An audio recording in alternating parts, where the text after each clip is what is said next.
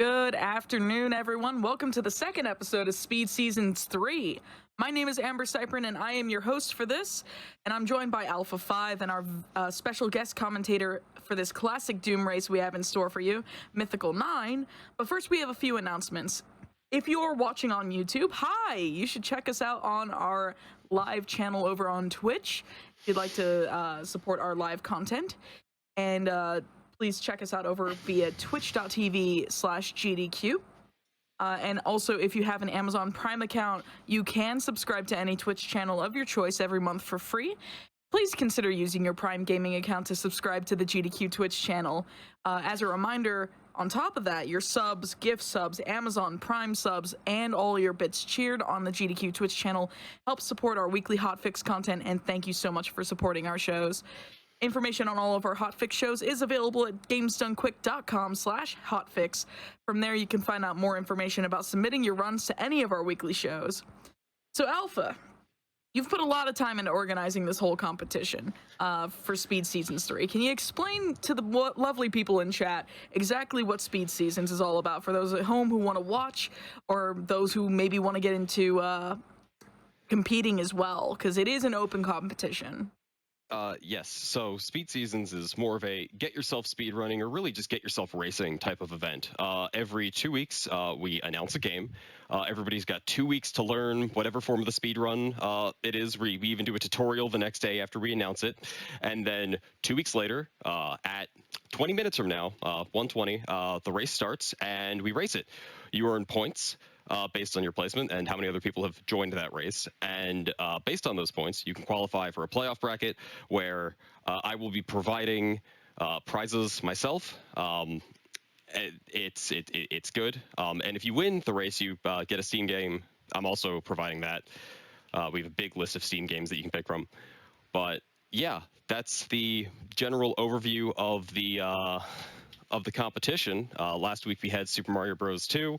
That went very well. This week we have Doom, and it's very exciting, and I'm really looking forward to it.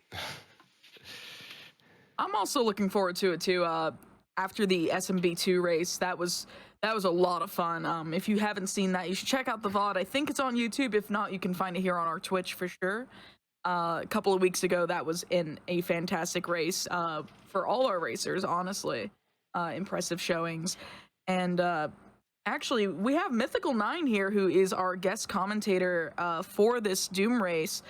Mythical, what are you expecting from these runners, or what are some things to look out for here in this race? Well, it's funny because you can see on the list of names on the left here, we have Kenny and Piper are coming to Doom with a different amount of experience than Crankdud and King Dime. King Dime is a very familiar name if you've been paying attention to Games Done Quick marathons over the past 7-8 years or something. Whenever Doom has appeared basically in one of the major GDQ marathons, it's usually been King Dime running it. So he is one of the best. Crankdud is right on his level, actually. They're both incredible, among the top tier of runners in the game, which is not what most other people are who are playing along. They've just learned the game for the past 2 weeks, or maybe they played Doom casually for a long time but never actually tried speedrunning it. So everyone's coming to it with a different amount of experience, and that means everyone's going to be employing different strategies. And that's going to be really interesting to see, because Doom it's a hard game and there's a really high skill ceiling, but there's all kinds of extra little secrets that can give you all kinds of advantages. So if you're willing to eat a little bit of time loss to go get them, you can get yourself through some of the tougher experiences in the game. So there's probably some safety strats I'm not aware of. I'm looking forward to being surprised by what the players have come up with. Awesome. And honestly, thank you so much for that insight. We've got I do want to remind people that you can, in fact, if you wanted to join this race, if you happen to speedrun Doom, or maybe you haven't speedrun it, but you know the game really well casually, you can still join the race. It starts at about 1:20 p.m. If you go to speedrunslive.com, you can actually join the race via the IRC chat client. So it is open to everyone and anyone who wants to participate. And Alpha can even talk a little bit more about the format that we're going here. Like, what are these racers competing for with this race in particular right now? Yeah, so right now they're earning points towards to get to that playoff bracket. That playoff bracket be 2 weeks after we race all 7 games. There are 7 games. This is game number 2. Reveal happens right after this race. But after that, if you have enough points, you have to have joined at least 4 races. So you know some games. You enter a playoff bracket. And I guess I'll go over the playoff bracket because I didn't do that earlier. Basically, you're going to speed run 3 games in a 1-on-1 against your opponent, and you advance to the top, and the winner gets a bunch of prizes provided by me personally. And actually, this is something else that I had forgotten about. You can join all of these races if you get speedruns live. These are all open to everybody. I encourage people to race. Racing is a lot of fun. Even if you don't enjoy grinding out a speed run, races, it's always no reset, right? Unless, you're playing. I didn't put any of those in. Don't worry about that. But there's no games that you just end your run accidentally. But yeah, so you're playing the game and you're just having fun with the game. And if you enjoy it, I fully recommend it. It's all the information on how to join. Everything is on speedseasons.com. And then the other thing is, if there's another way that you wanted to contribute, maybe make the prize pool a little bit more, let's say, grandiose. There is an option that I'm providing. You can donate, or well, I guess you can contribute directly to me, and there's a payout for a specific account that is added directly to the prize pool. If you think that these people are putting in a lot of time, you're getting a lot of enjoyment, that money will go directly back to them, basically. So that's all on the website. It's all through me. Just is a way to coax people into dancing to my whimsy, as I'm going to put it, because I'm making them play all sorts of games, and we've only seen 2 so far. This is going to be good. Oh, absolutely. Going from Super Mario Brothers 2 to a first-person shooter, especially one like Doom, is definitely a jarring contrast for sure. And we even will be seeing some, like what you have right now, the 4 runners that will be showing off first. They are, well, King Dime did do the demonstration last episode, as well as 2 weeks ago on Community Spotlight.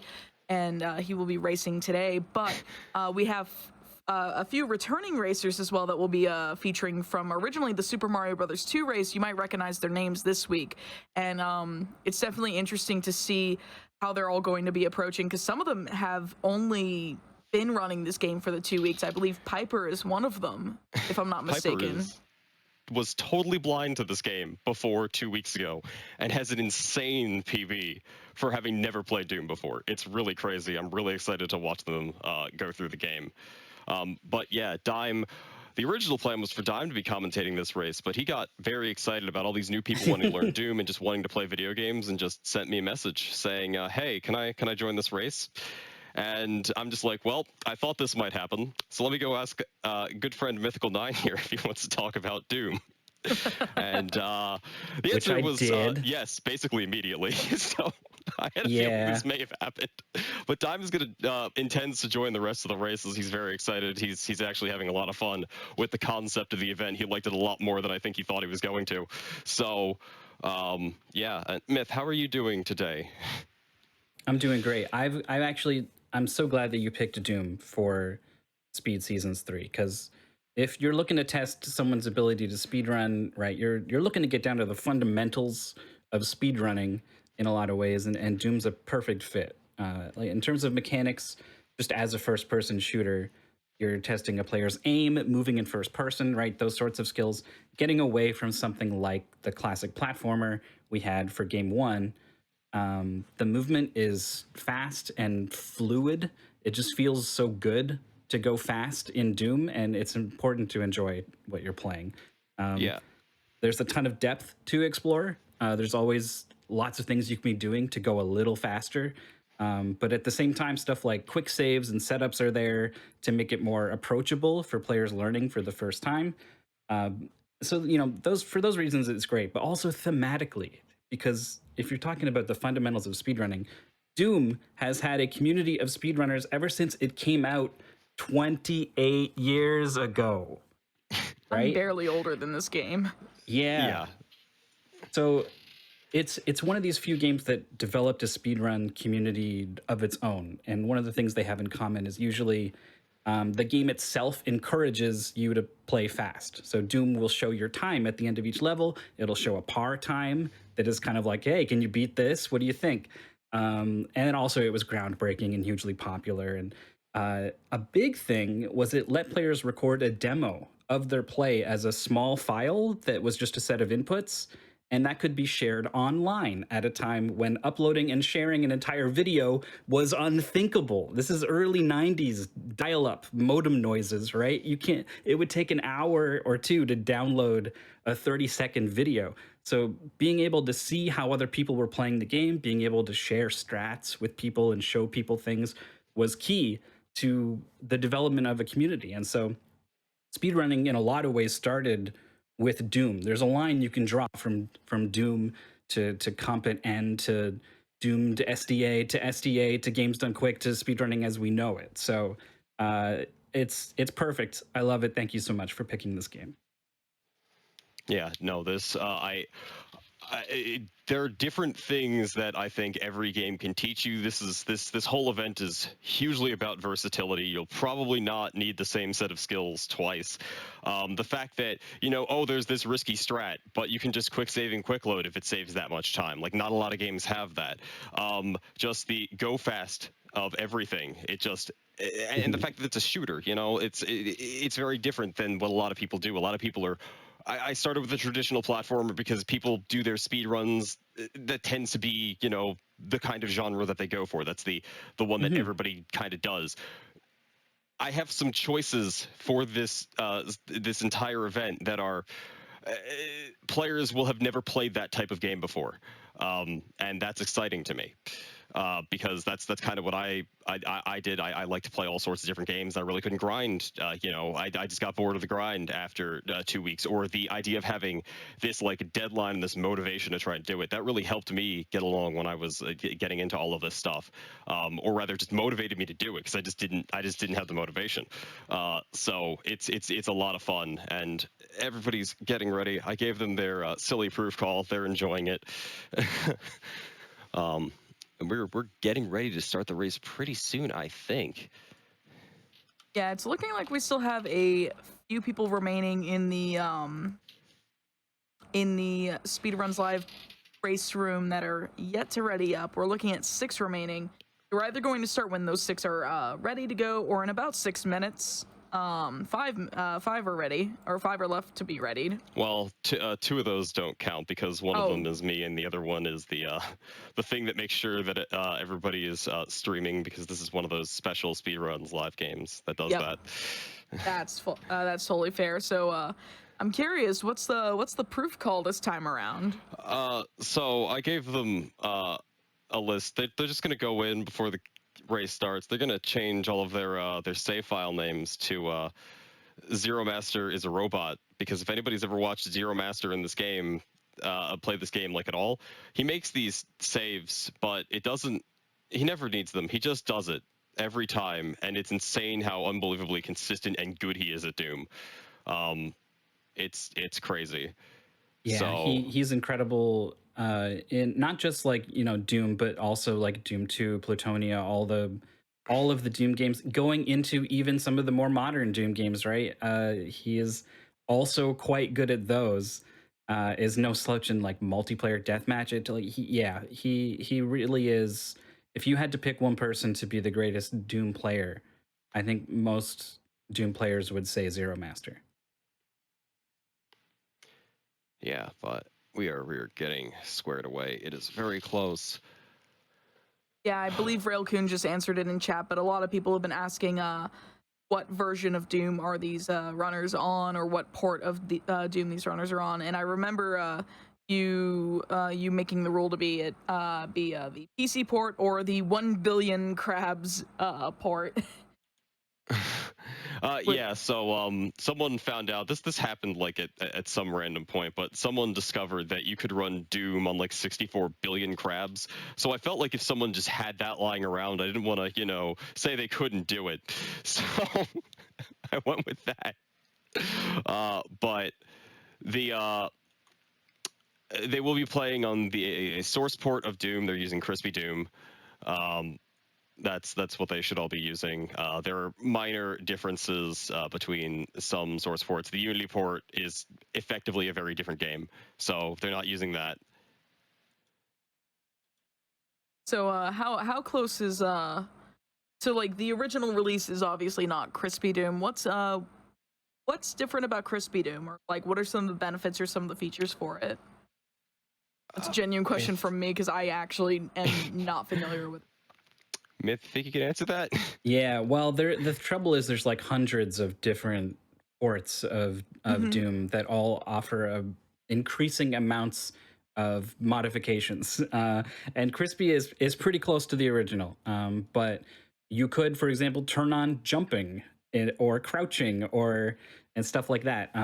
You could, I think, maybe turn off things like making the monsters effectively infinitely tall. So there's a number of ways to kind of modify really core physics parts of the game that the players are not allowed to use. That stuff's all turned off. But it gets crazy all the way up to GZ Doom. You've got people, I don't know, recreating lawnmower games inside Doom. You the kind like of this, someone in this chat. Yeah, I might have done that. Cranked might have. Well, it was Cranked actually who did the lawnmower level. Anyway, okay. It's quite faithful to the original. There's one or two little extra things. You could play in widescreen if you want. I think would be the most impactful for someone playing the game casually. But it's pretty close to the original. Okay. Thank you for clearing that up as well, because I was genuinely curious, because I've heard of like Chocolate Doom, which sounds really delicious right about now, and I was just like, what is Crispy Doom? So thank you so much. And I think actually, Chocolate Doom is like the ancestor basically of Crispy. It went from chocolate to crispy. So okay, there you go. Got ourselves a crispy crunch chocolate bar. Sounds curious. Yeah, crunch bar. But right, yeah, so it looks like we're just about ready. Is that right? Yep. I think everyone was going, good luck, have fun. So I think so. All right. I guess I will say real quick before we start, because once they start, they're going to be going so fast, and we won't have time to talk about much. But I will say you're going to see the players moving diagonally most of the time. It's going to be a little disorienting if you haven't seen it. It's because Doom is a game with strafe running. So if you're familiar with something like GoldenEye 64, a lot of other games have this mechanic. Basically, you go faster. Oh, here we go with the race starting. You go faster as you are holding forwards and strafing sideways. If you know anything about, I don't know, high school math or physics or something, if you can remember, then you might know what I mean when I say the engine's adding your forwards vector and your strafe vector together. And obviously, it's incredibly useful to go faster in a speed run, but you're at odds with the fact that you're not looking the way that you're going, and also you're not moving the way that you're aiming anymore. So knowing when to sort of let on and off of strafe running is just a fundamental part of running Doom. Yeah, as Dime was talking about as they're going through the second levels, they all blew past the first one very, very quickly. So one of the runners said that, or Dime shared a story about a runner who said they improved their time by strafe running less because they just weren't looking where they were going, or they were messing it up a little bit for SR50s, which you lock everything. You can't even change your direction or turn. So lots of fun stuff as they're moving on to probably one of the hardest levels in episode 1. Oh, it's deadly. Cranked's down to 40% health, 15 now. Any shotgunner here could kill him. He survives that hit. Anything could kill him at this point. He's going to try to save and play his way out of this. I don't know if this is going to work. Dime is down to 38 health, and the other players, Piper and Kenny, are going a little bit slower. They know in this level, it is absolutely deadly. If you try to rush it, you just get absolutely mauled by all these hit scan enemies that are firing instant shots, basically. There's no chance for you to dodge out of the way once they shoot. So if they want to take away your health, they do. So just as an interesting little bit of information, someone had played the game first on Hurt Me Plenty and then asked, how different it was compared to Ultraviolence. On Hurt Me Plenty, this map has 12 shotgunners.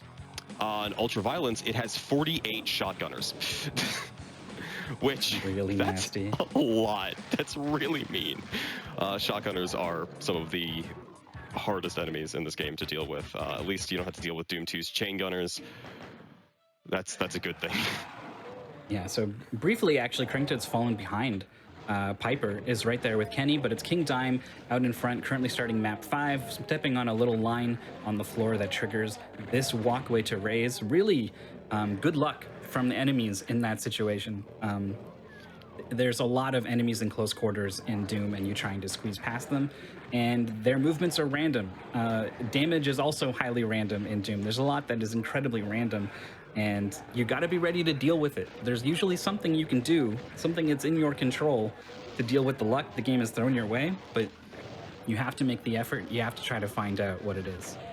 Yeah, you can basically deal with a ton of the stuff just by reacting incredibly quickly. As they did that SR50 to jump over a pit to grab a yellow key on that level. Just wanted to talk about that as Dime is moving into just a fun little section where there's actually an enemy blocking a wall, so he's just gonna unload some rockets down there.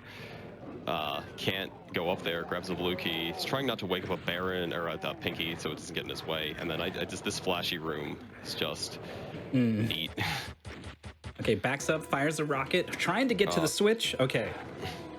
Yeah, the Pinkies are really easy to dodge their attacks, so he wiggled like a pixel. It's a crazy short attack range for whatever reason. He did a little trick as well, luring a shotgunner enemy to stand underneath a door that's supposed to lock you in a room for like 30 full seconds. It's awful. So when the door closes on his head, it goes, "Whoops, sorry, sir," and it opens back up, and you're free to waltz out. So really important to hit that trick. Yeah, the Doom engine, just like its ability to account for anything, is like this engine is crazy good for when it was released, and even years to come. This is a really good engine. It's nuts how well made this is for the time it came out. Oh no, Crankta just didn't open the door and launched a rocket into his own face. He's still pretty healthy somehow, despite it. Moving on to the start of map 6. Safety health. So he's waiting for the shotgunner. There he is, pretty sure he got it. No, he double checks and sees that actually it did close. He probably was listening to the audio. You will hear the door go, it has this actually very familiar sort of prevalent sound effect in movies and games and stuff where you can hear it. You can tell that the door went down and did not go back up. So that's how we knew to turn Yeah. around. Crank was actually going for the fastest setup where he waits for the little shotgunner to walk out, and then immediately like SR50s before it has the time to turn around and move at all. It's really risky, but it's really fast.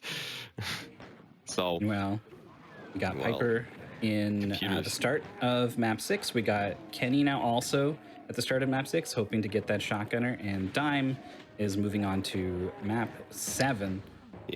Which has it gets toned down a little bit at the start, but it's about to get crazy again once he pulls out the chain gun here. Yeah, so Computer Station I found just to be a very interesting level in that if you try to do it casually, like this level's an absolute mess. There are monster closets that you're like constantly opening by how you're moving around. But if you take the speedrun route, you just kind of miss all of that for a very good portion of your play. And it's kind of weird.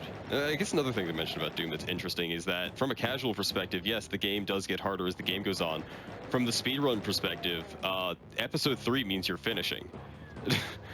It's just weird like that. Episode 3 is very easy from the speedrun standpoint. Yeah, episode 1 is all about dealing with these enemies in close quarters, managing your resources, health, rockets, and stuff. And just figuring out like how to wiggle around these enemies is a huge part of episode 1. Episode 2 has got the tricks in it. It's totally different than anything you do in episode 1 in a couple of maps that just completely define what the entire map basically. And then episode 3 is just neither. It's just pretty easy. Yeah, so just speaking about things, and maybe I missed something. Oh no, wait, Diamond's getting to the end of the level. Piper's now on Computer Station. Kenny is getting to the end of, why am I blanking right now? It's not the same stage. No, it's the one beforehand. Crankdud is also at the start of, it's halfway through map 7. Yeah. He's on the home stretch, he was at the really. start. That's the one weird level is E1M6. Like halfway through the level is at the very beginning of the level. Yeah, I mean, Doom levels get pretty big and kind of wind in on themselves, and this one in particular, the speedrun route ends up going right through the middle of the map again at some point, from sort of one corner of it to the other. But Crankdud's home free. Dime has defeated the boss, but missed the jump, unfortunately, so he had to wait a little bit for these very slow stairs. Probably did not make a safety save, so just spun around. It's 15 seconds lost if he missed that. Crankdud trying to clip out of bounds. Gave up on it. I haven't seen that one, so... I think he's trying to show off a little bit. I'm not sure if Crankdud intends to compete in the rest of the season, or if he saw Doom and came a running, right? I'm not sure. I'm pretty sure he saw Doom and came a running. He's just like, oh, Doom, and then just immediately just wanted to fight. That wouldn't surprise me if he wanted to stall. He did get that jump, though. If you run very quickly and sort of get on that lip as it's lowering down, it's low enough that you can stand on it, but high enough that it gets you a bit of extra height, you can jump straight to the end there. Yeah, and the Piper also starting on E1M8, so not very far behind these incredibly seasoned runners, doing incredibly well for someone who had literally ever played Doom before 2 weeks ago. Yeah, it's so insane impressive. how good Piper is at so little practice.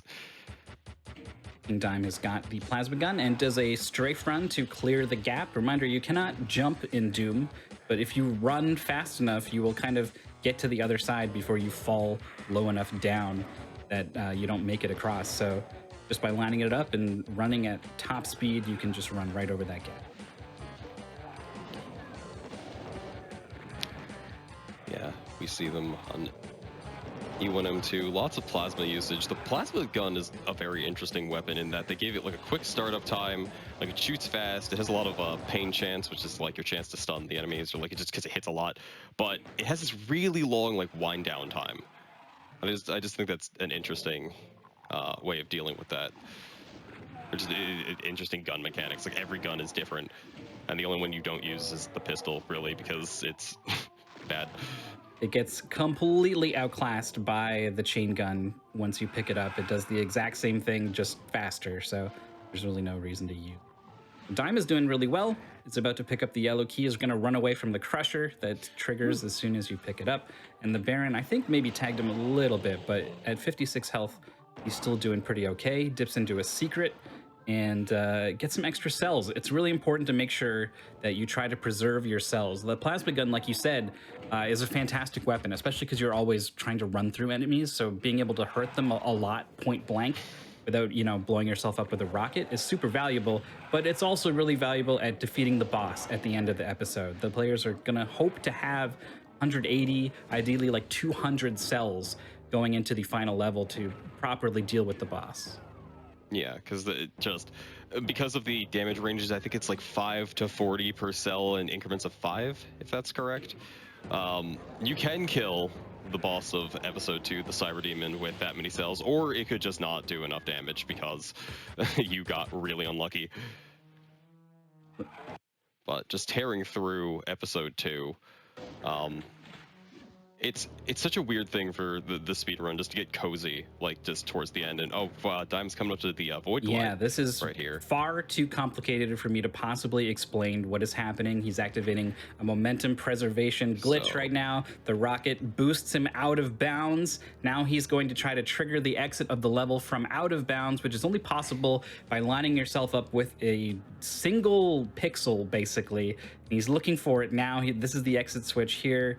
And he's using an audio cue. He is, as long as he hears Doom Guy making the sound like he's using something, he knows he hasn't gone too far. When he stops making that noise, he knows that he has gone too far. And that was actually a pretty quick switch press from Dime. Yeah, it's one of those things that you just get or you don't. So this is rocket jump. He has just enough rockets for this. First try. And gets it. That one saves plenty of time. And Tower of Babel, the best level. You have a Cyber Demon, you shoot it until it dies. Pro tip from Alpha 5. Dime's got, yeah. Crankdud is trying to get the Void Glide, having a bit of trouble activating that momentum preservation trick at the start. We got this trick over the jump here from Kenny, nicely done. And Piper is really far along on the map just before the boss, actually. Or is that one more back? Yeah, so there are a couple setups we might see them use. They might go for the Void Glide from that rocket jump, but there's another setup. It's a bit slower, but it's a lot easier. You just get out of bounds with a strafe run after staring at a wall next to a blue key, and that's really, really easy to do in comparison. So as time goes left, he picks up the safety ammunition there. Apparently you can elect to not have that, but you won't have the bullets to get through that room half the time, so definitely safer in a race. It's episode 3. We are almost done with this game for some of these runners. Crankdud is fighting the Cyber Demon. He's trying to stay close. The Lost Souls that are around the area are gonna sort of dive bomb in the way, and they will block you. And if you are trying to move away from a rocket and you get blocked, it's gonna hit you. It's gonna deal like 200 damage or something ridiculous. So it's risky, but it works out. If you get unlucky, the Cyber Demon just doesn't care, and he just if you are at 200, he can't one-shot you, but that's it. He does so much damage. It's funny. Anyone who really plays Doom knows the Cyber Demon is such a bigger threat than what actually ends up being the final boss that we'll see at the end of episode 3. Yeah, I feel like part of that is because they didn't want the Cyber Demon to blow himself up with his own rocket, so they made him immune to the splash damage, and that, or at least I'm assuming that's why they did that. But yeah, so Crankdud opening a secret here, gonna grab Plasma Gun very early on in episode 3. Seeing is, let's see, not going for the invulnerability is Dime. There's an invuln there we'll probably see people take. But he's coming up on, is this the puzzle level? One with the puzzle door? Yeah. Coming up in a little bit, there will be these 2 red pillars with 8 switches all around them. Some of these open doors, some of these closed doors. Dime's going to open the ones on the right, and he's going to strafe run into the wall. That's called a key bump. He's going to grab it straight through the wall. It's already in his inventory. I know it's hard to tell, but that was a successful execution of that trick. If you mess that up even a little bit, all of those imps you ran past start to flood into the room. You got to burn all your plasma cells to get them down, or load a save, and both of those things are going to cost you time. Yeah. Dime is on E2 M6 right now. Another weird. They did like a lot of weird mazy puzzle levels towards the end of this game. It's a very different like change of pace because they're all very open. Gets that bump, gets the key. Is doing his save here because he mentioned the last time he did this, he lost to Crankdud because he died to that crusher. Yeah, the crusher, the generic crushers is how they're listed in the game files. So everyone always finds that funny. What kind of crusher you want here? You know, just your run-of-the-mill generic crusher, I guess. If it pins you, it starts going way slower to make sure that you absolutely die before it goes back up. So instant death being caught in it just a little bit. Yeah. King Dime is showing off the marvelous texture of fire blue here on Mount Erebus. I think it's map 5 of episode 3. So it's out in front, going to be difficult for Crankdud or anyone to catch him, I think, at this point. Meanwhile, we got the boss fight now from Kenny. Piper's just starting episode 3, so they're still pretty close. And Crankdud is like a full map behind King Dime at this point. Yeah, Gate of Limbo is not a horribly complicated map as well. Although I disagree. I think it's pretty tricky. There's all these teleporters everywhere. Dime's cell count. There are some opportunities you have to fix that. Yeah, because there's like 100 up here. All right, he's made his way through the red maze. I know it's hard to tell because he's got this tint that is protecting him from the damaging floor with this radiation suit. He is getting blocked by these pinkies. That's something that can happen. You will use your cells to clear them out if you have them, but he doesn't. So he's going to fire a rocket. He actually fired it. He did fire it, but he missed the BFG shot on the pillars, so the rays didn't come out and deal with all the pinkies. He is triggering this, and he looks and sees these lost souls. These are going to be in his way as he tries to jump into the exit here. So it's a problem. The one lost soul went through the teleporter. All right. Then King Dime is moving on to the boss fight. He's got enough cells for 2 shots of the BFG, which is all you need. 1, 2 into the Spider Mastermind. Down it goes. And that is it. King Dime going to be finishing in first place with a time of 17 minutes and 10 seconds. That's a great time for a race. That's a very good time. Crankdad also on E3M7. And Piper, I don't remember what stage that is. I know that's a hard one. You're just watching everybody else go through as picking up the BFG is going to move against this wall in a specific manner to try and not wake up a Baron here. So, okay, I did wake up the Baron, but was able to slip right by. Not taking the safety as the invuln down there. And, oh, that's a... Wow. None of those imps gone their way. Right, Piper was waiting for the imp to move out of the way. You can try to fight it, or you can just hope that it doesn't get in your way. We're going to see a safety strat, actually, here. Raising up the sphere with the invulnerability on it. This horrible white screen is hard to look at, but it means that you won't take damage for, I think it's about 30 seconds. So yeah, that is a nice little safety strat. Yeah, it doesn't cost like a horrible amount of time to grab either. You just tap the thing and you move. There's the kill on the Spider Mastermind from Crankdud. 18:24 is the time. I think probably he's not going to be super happy with that one, especially after really early on map 3.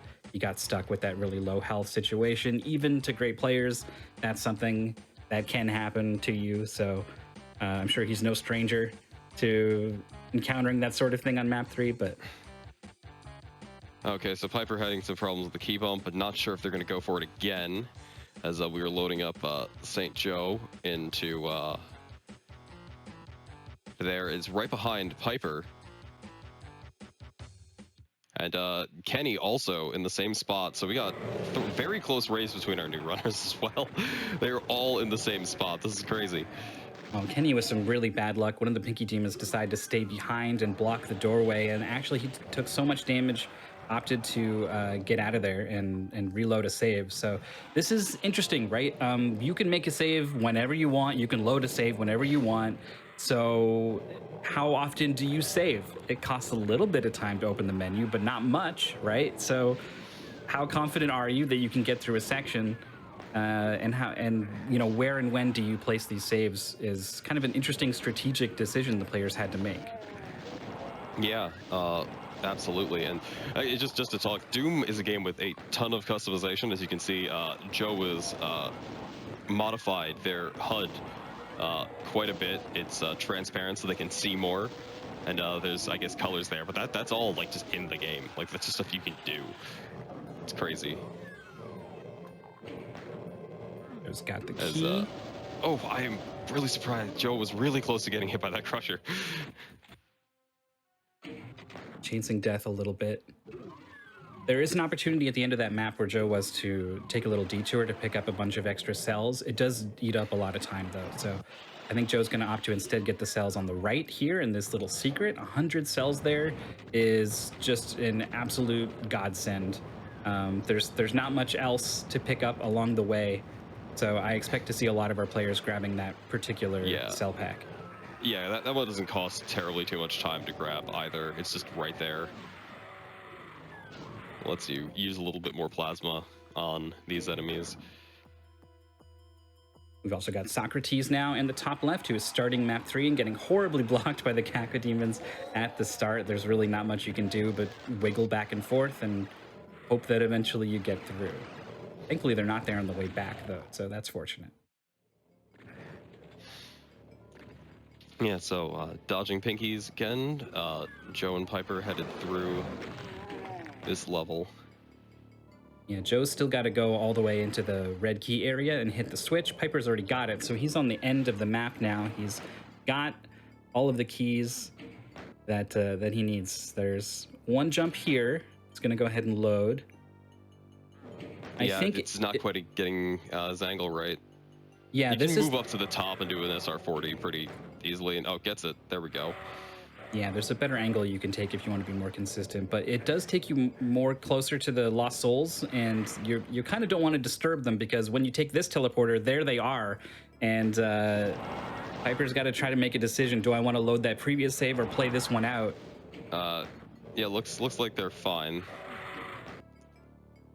So they go and make that jump.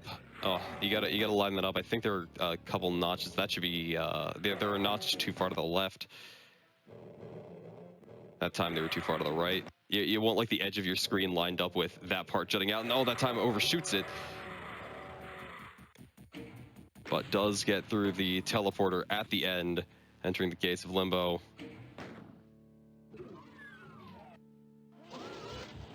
I just want to chime in real quick in case it wasn't mentioned that Bloodhund, who is not on stream, did finish in 3rd place with a time of 2020.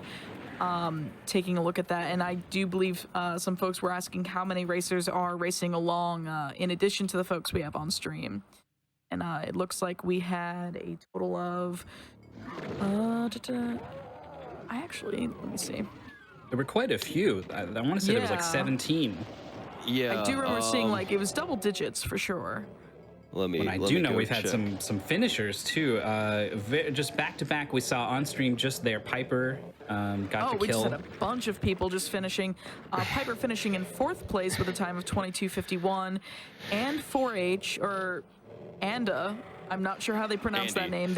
Andy. They're off stream, finishing in 5th place with a 22:52, and then Saint Joe finishing in 6th place with a time of 23:08. Yeah. With a comment of basically all the things that never go wrong went wrong. Yeah, as just an aside, during season 2, in one of the races I had practiced really hard. I had a really good PB in Ninja 5.0. I was featured on the stream and proceeded to just choke the first 2 levels like unbelievably hard. And it was really sad making, but it just happens sometimes in these races. So probably more likely to happen in a game like Doom where there is so much randomness going on. That's the boss kill from Kenny. So yeah, the dot done comes in 24:13 is the time. This is kind of what I expected. I expected Diamond Cranked to be outliers and everyone else to be more around this 25-minute mark. So I expect to see more finishes coming in. We'll try to see who we can get on stream. It does take some time to switch things out. Not everyone is set up for it. But we'll call these finishes as they come in. Yeah, we have a couple more, and then again, this is another point. If you are joining these races and you want your time to be, shown, or you want your run to be displayed, submit a time, because some people, if they submitted their times, they'd be up here right now if they want to be showcased. And I really encourage everyone to do it. It's a lot of fun. Grow your Twitch viewership, things like that. Or even just show people that like anyone can join these races. Like just show other people that you're enjoying yourself competing, whether you get the top spot or not. Yeah, we have someone who is submitting a time to every game, and I have 8 slots, and we have 8 people. And their time was, I'll do my best. And so, they're having fun playing the game. Like, they're having a very good time playing the game. Doom is a very fun game. It helps that we have that going on, as we should see a couple other people coming up as we are switching them out. And Socrates is cleaning this stage up fairly shortly. Yeah, it's playing with, I think that is a radiation suit and invulnerability right now, so the screen is a particularly interesting color right now. Looks like one of them is wearing off. Yeah, I didn't even know where the red suit is in this level. But it's a good safety, because you do run across that lava a lot. Moving on to Gate of Limbo. This level, just from learning it, this part at the very beginning, I got very disoriented and discombobulated by just going around that corner, and there's like a wall, but you have to make like a left turn into an immediate left turn that's like 80 degrees behind you. Yeah. I'm sure everyone knows exactly what you're talking about, because they're just watching Socrates race through this and they're like, wait, what, where are we? Like try to keep track of, where north is, for example, and you'll find it's very quickly becomes completely a mystery. Yeah, you get so very lost there. And we do have Shrambles up there doing very well. I don't know what map they're on, as they're just shooting some imps. We'll know in a minute because there's the exit door. Or not, because the game lagged a little bit. And sorry about okay, if there's any sort of we're working on any sort of technical things, by the way, while we're switching players in and out, because we had a whole bunch of finishes all at once, so there's a lot happening. Yeah. Just be patient and we'll get there. Shambles, oh, that Baron of Hell has so much health. If you are point blank, that BFG should have taken him out, but was a little bit a ways. So actually with 1,000 health, the Baron was able to tank a full BFG shot, and that's bad for all kinds of reasons. Trampled lost time there, but he also lost cells, right? That's going to impact the run later on. Yeah, and that's a lot of that's just really unlucky, because the BFG can do. I guess something must have missed, because I thought the minimum damage was like 1,000, or maybe it's like 800, but it can do up to 3,000 damage in like a full damage shot. So that's just unlucky. Yeah, that is at that distance. That is pretty unlucky. The BFG is an immensely complicated weapon. It fires one projectile that does some damage, and that's that big thing you see. The angle you're facing when you shoot it gets locked, and then once the projectile collides with something, then on that angle that you were facing when you shot it, a series of rays emit from your body, regardless of where you are now standing. So you could have fired it into a wall, then stepped around a corner and be facing monsters, and now all these rays just shoot out from your body. Again, not necessarily at the angle you're looking. That angle was determined when you shot the thing, and the rays do the majority of the damage of the BFG. So it's the most mysterious part, and it's the most valuable part. So knowing how it works and to get the most out of it is pretty important. Thankfully, it's kind of a small part of the speedrun for these players, so they kind of just have to know, like, hey, get close to a thing and shoot it. Yeah, it's very helpful. Also, we had Socrates. Socrates' final time was a 28:11. That's a PB for them, I think. That is a PB. Last I checked, I think they finished with like a 33 something. Last night was what they had. Yeah, we have Shrambles and Peekapels actually very close between the both of them. Glad we have exciting races the whole way through as we're going through this, and making sure we watch, the dead bunny. That's the story. Your bunny died, so you decide to murder more demons. Doom is well versed in its plot. So dumb and juvenile. I love it. Yeah, you're so angry that you need to kill all the demons. Trambles doesn't remember which button is which on this thing. Nope, it was the other one. Disoriented when they came into the room. Like, they know where it is when they walk in, but they don't remember where it is afterwards. Right. Okay. So okay, they had the red key. They just got really turned around. Oh, we got Jackazam on stream. This is exciting. Everyone, Jackazam has played the first 6 levels of Doom for the first time this week and stopped there. So... Yeah, but she did submit a time. She did want to be featured. Anyone can join these races. She's having fun. She just wants to play some Doom. She's entering Phobos Lab. That's a hard one. So I was actually talking to Jackazam before the race, and she was telling me that since season... Shrambles gets crushed. That, like, since season 2, Jackazam went from doing, like, actual practice to getting more into blind, like unrouted, with no strats, like, sort of blind racing. And that's kind of the approach they've taken the last couple of games, this one and SMB2. And it just kind of goes to show that you don't need to have, like, a full experience with these games to even try to compete.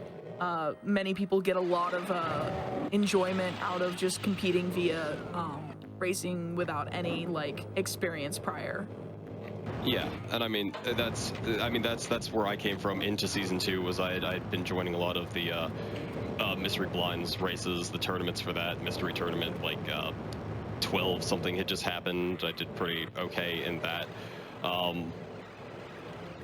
But it just wanting to play video game and wanting to race it is nice. This is a good game to do it with, because you're not really missing out on, like, I can understand, like, oh, you don't want to race like a RPG blind, because to go fast, you're missing the parts that make the game, good or fun most of the time. And Shramble's got an interesting route here, grabbing everything and then going up and over to grab the invuln. Actually, I think they needed to do that because their health was low. That was a really smart play on their part. Yeah, these actually had shotgunners at the start sorry, go here ahead. are a bit of a threat. So there's health in the middle of the map, but you want just a little bit of something to get through all those hit scans at the start of the map. So it was a good idea. Yeah, and just the end of that level, you're constantly taking damage from the lava floor, but if you're invincible, that can't happen. We actually just had a bunch of times over the last few minutes come in. We had Pop Tart Cat, who was also not on stream, finishing in 9th place with a time of 30:37. Tea Party Cthulhu, who was in the SMB2 race on stream last episode, finished in 10th place with a 30:48. Huckleberry finished, who finished last in Super Mario Bros. 2, finished in 11th place with a time of 31:25. One Up 40 finished in 12th at 31:56. And that's about where we're at right now. We're still waiting on some other times to come in, but all those runners are folks who are not on stream this time. The people that we have on the feed now are the last runners that we had submit a time to be featured on the show. So once I believe Shrambles and Pika Pals, once they wrap up, we will see we'll see like Jackazam finish the level they're on, I presume, and then move on to revealing Game 3. Yeah, Game 3 is going to be a fun one for sure. But yeah, no. Again, a lot of people are having fun. I'm pretty sure Just Defend, who won SMB2 last time, just came into this with either very little to no practice. As when we started the race room, said, "What's the end for this goal?" So usually you know that if you played the game at all. But yeah, people just like racing, and big races are a lot of fun to join. I recommend joining them. As Shramble's not going for that SR50, just hitting the switch, going, or SR40. I think you can do to get over that. Maybe it's a 50. I don't remember off the top of my head. But yeah, not a costly level to do that. That one's pretty straightforward, but it doesn't take a lot of time to go and get the switch either. So, just decisions players had to make based off of all kinds of things. Time put into practice of various things, assessment of your own skill, assessment of reward versus risk, all kinds of things. Yeah, Shrimbles is moving into Disc, the final level. Will they get sub 35? Probably, as that first BFG shot goes wide. But has tons of ammo, tons of health, tons of armor, takes him down. 34-47. Very nice. See Pika Pals entering the end of... It's looking for health, I think. Wants to not go into the final boss fight with 43 health. That's not a good feeling. It can work. The Spider Mastermind dies real quick. Yeah, the armor helps a little bit, I guess. But here we go. Just 2 shots is all it takes. That first one was a little bit off, so didn't need a third. This Mastermind didn't even shoot him. It's not very good. It's pretty weak for a final boss, to be totally honest. Yeah, it's like if it locks onto you and starts firing, it's over. Like that thing will drop you. But it's never going to do that. And I was saying, Just Defend also finishes at 15th place, the time of 35:31. Yeah, 35-14 for Pika Pals as well, in 14th place. So not very far apart from Just Defend. Like huge GGs to like everyone who's been racing so far. Yeah, and Jackazam probably gonna take some time. Definitely don't have time to watch that finish out, but we'll see. Where are they? They are. I don't know where they are in relation to finishing this level. Oh wait, no, they're here. Halfway through. Okay, yeah. It's like I couldn't see what level they were on, and now I see it. Yeah, it's Well, the thing is, like, I could tell you, like, oh, it should be about like 30 seconds to the end from here, and then I'm like, wait, no, it's not. She doesn't even know where to go, really. Who knows how long it's gonna. It is a mostly straight line, I think. Yeah, at this point, I think she should be in a good spot, because a lot of the routing through this level is taking a secret to save some time backtracking that puts you out right there. And Doom also is you find enemies, usually, at least at this point still, find enemies, that's progress. I don't think this one has a ton of monster closets that are up front, and entering getting close to that blue key down here. Yeah, The end of this hallway. the blue key door should hopefully call to her as she gets down the stairs, and then that basically takes you towards the exit. It is funny seeing her reaction though. Like it's pretty clearly a switch on the wall. So she hit it and then backed up like, what does this switch do? But it's actually like a door that opens. And so there was this, you could see the double take of like, wait, what? Yeah, there's a couple switches like that in Doom. It's pretty neat. Just anything that's pushable just can do that. I also just want to shout out Railcoon, who is the tech for Speed Seasons 3, having to change like 5 feeds in rapid succession because people PB'd or people had gotten their times down a lot farther than we were under the impression for, like based on what they submitted at first. So huge shout outs to Railcoon getting that together. It's not easy to do a multi-swapping race like this on tech. Oh yeah. Believe me, I know. It's great work. So Jackazam is in the final room.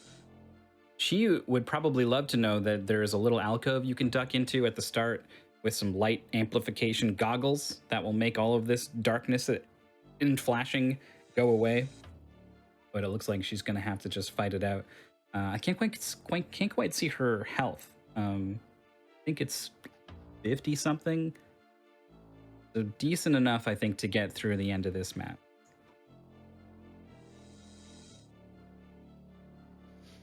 Yeah, the racers that we still have going, there were a total of 18 entrants. And we're looking at Jackazam, Spritz T, and LK, who played in SMB2 in the episode last show. They are all still running. I think LK had maybe done a casual playthrough and was like, okay, I'm gonna compete mostly for the points. You can't get points if you don't compete. Yeah, all you gotta do is finish. Really important. And we drop the lowest score when we cut to the bracket, is that right? Yes, the lowest score will be dropped. So, you can skip a game, or if like one game is really just dragging you down. But yeah, that's about it. Well, she found it. She found the exit of the map, elected not to take it, then found the light amplification goggles, saw the different texture on the wall, found the secret that you normally cut through when you are, doing the speedrun route. It actually goes through part of this room, finds the teleporter back to the start of the map, so it's going to be a little while longer. Okay, it does load a save before we see the end of this map now. How confusing this must be to go through this backwards. Now here we are in this room where the yellow key was. Hopefully they push tab, because tab would open up a map, and you see that big red square. That's your exit. There's the exit. There we go. I think she probably saw the sign. It was just like, maybe there's some secrets. Maybe there's some good stuff. Let me poke around. I think that's gonna be our call to move on from Jackazam. Like, huge shout outs to Jackazam for entering to compete and just kind of like enjoying going through like these games with a different perspective than some of our runners who are practicing. She has enjoyed racing games like completely new to them, and there's absolutely nothing wrong with that approach, especially if you aren't necessarily aiming for a top 8 slot and you just want to see how you compete with like for yourself. You want to see where you fall with like games that you haven't played before, and you might find a speed game that you want to learn proper after the fact. Who knows, maybe Jackazam will be like, oh hey, Doom was pretty fun, maybe I'll give it another go and I'll actually invest time into it. Could get a good time at that point. But I think we're gonna move on to our next game reveal, but I think we're gonna take a brief break. So just a reminder to everyone that you can find information on all of our Hotfix shows at gamesdonequick.com/hotfix. From there, you can find out more information about submitting your runs to any of our weekly shows, or if you're looking for Speed Seasons 3 information, you can type !SS3, which is already in chat, to be able to find the website for speedseasons.com, just to be able to look over the rules, look over the games that we have revealed, or is the active game that everyone's practicing. Find the Discord and everything like that. And if you want to be on the show as one of our racers, join the Discord, submit a time. Yeah, please do. But that's going to be it for the race of Doom Ultraviolence. Big shout outs and GGs to all our racers.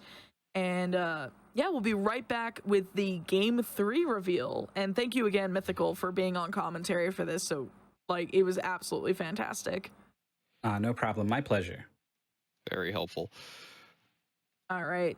So stick around, everyone. We'll be right back after this quick break.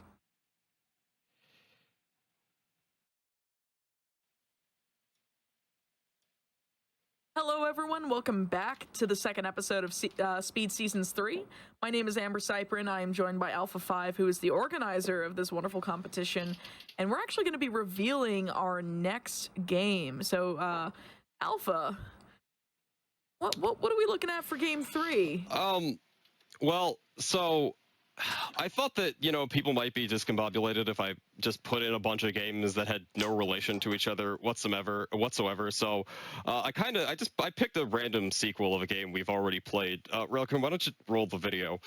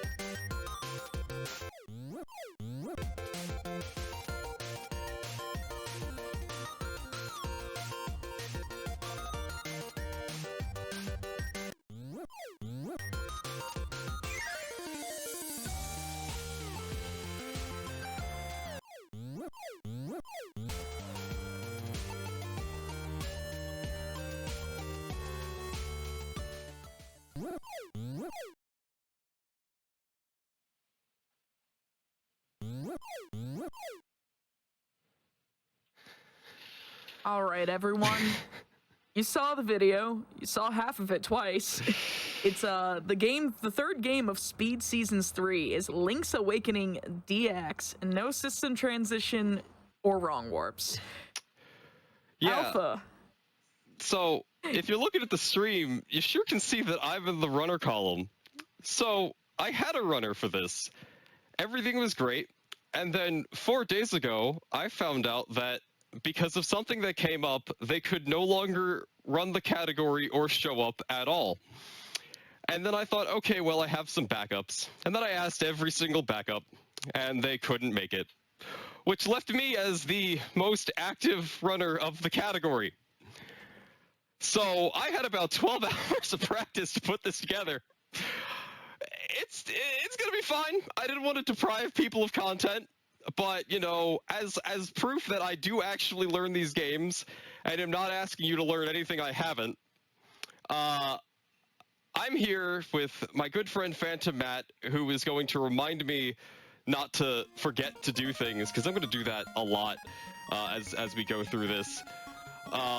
It's gonna be a whole thing. Yeah.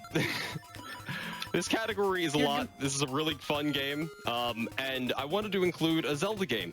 And turns out, asking people to learn, you know, a 30 to 40 minute Zelda speedrun of some kind, well, I'm not asking you to learn Zelda 1 in 2 weeks. That just seems mean. And Zelda 2 doesn't really count. So we're left with this game and this category. So, Matt, why don't you tell everybody why I'm making poor choices? Like, why this is going to be this is going to be a thing. All right.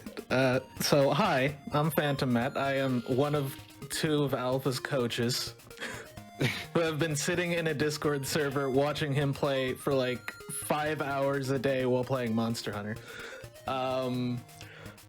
Yeah, there's one word that he said that rang true with me, and that's content. Because, man, Oh man. This run is gonna be content. Yeah, so I do apologize that the run might not, it's not definitely not going to be up to par of, you know, world record holders and people who have been playing the game for 10 years getting this done, but I have a solid run that would be on the leaderboard if I could submit it, but I couldn't let anybody know I was playing this game because this category is a bit of a meme in the community. Every time someone suggests that we race something, this comes up, and then good friend Xander laughs at us. It's a very... I'd say it's a cozier category in that there's less going on all the time. Like, you know, you can actually explain everything as it's happening because this game is packed. And I'm definitely qualified and can give a tutorial. Execution-wise, in a no reset run, we'll see how this goes.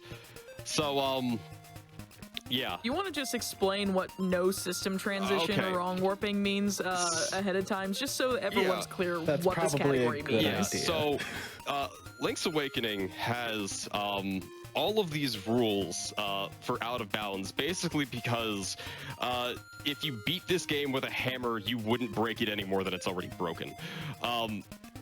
You can beat the game in a minute flat, or if you go to 100% like glitchless, it's like 2 hours long, and so we have all these crazy categories in between.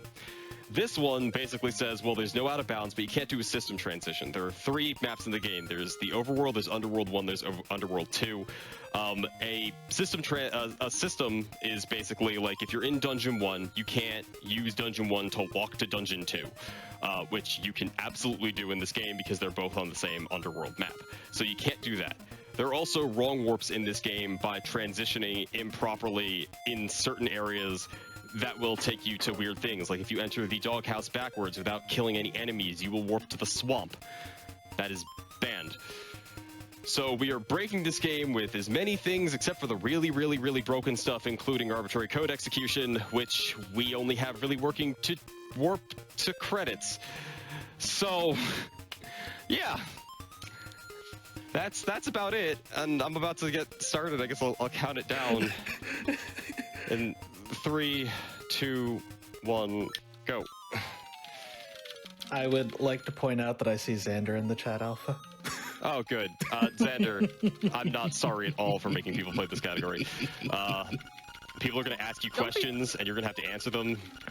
Because So, Xander made Don't be phenomenal sorry for making tutorials. anyone play Yes. this game. This game is great. Xander Yeah, this game is amazingly fun. This is a good category despite what Xander says, and Xander made excellent tutorials on how to do all of the tech for every other thing. And the other thing I like about this category is that, well, one, with a lot of LADX speedrunning, it does not ruin this game casually at all.